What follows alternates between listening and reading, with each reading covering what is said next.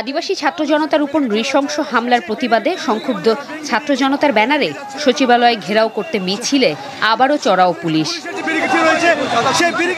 শিক্ষা ভবনের সামনে আসলে পুলিশের বাধার মুখে পড়ে আন্দোলনকারীরা। ব্যারিকেড সরিয়ে ঢোকার চেষ্টা করতেই জল কামান ব্যবহার করে পুলিশ।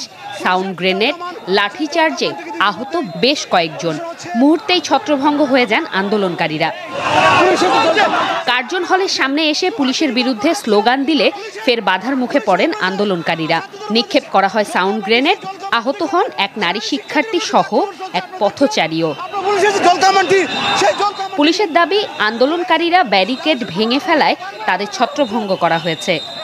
হালকা তাদেরকে ধাওয়া দিচ্ছে ডিসপার্স করার জন্য। হ্যাঁ, সাউন্ড গ্রেনেড দেওয়া হয়েছে যেন আতঙ্কিত হয়ে এরা ডিসপার্স হয়ে চলে যায়। এইটুকুই আমাদের উদ্দেশ্য। আমাদের উদ্দেশ্য হচ্ছে ডিসপার্স করা। এর আগে রাজু ভাস্কর্যে জড়ো হয়ে বিক্ষোভ করেছিল ছাত্র জনতা। পদত্যাগ দাবি করেন স্বরাষ্ট্র উপদেষ্টার। জড়িতদের দ্রুত গ্রেফতারে প্রধান উপদেষ্টার বাসভবন যমুনা ঘেরাওয়েরও হুঁশিয়ারি দেন আন্দোলনকারীরা।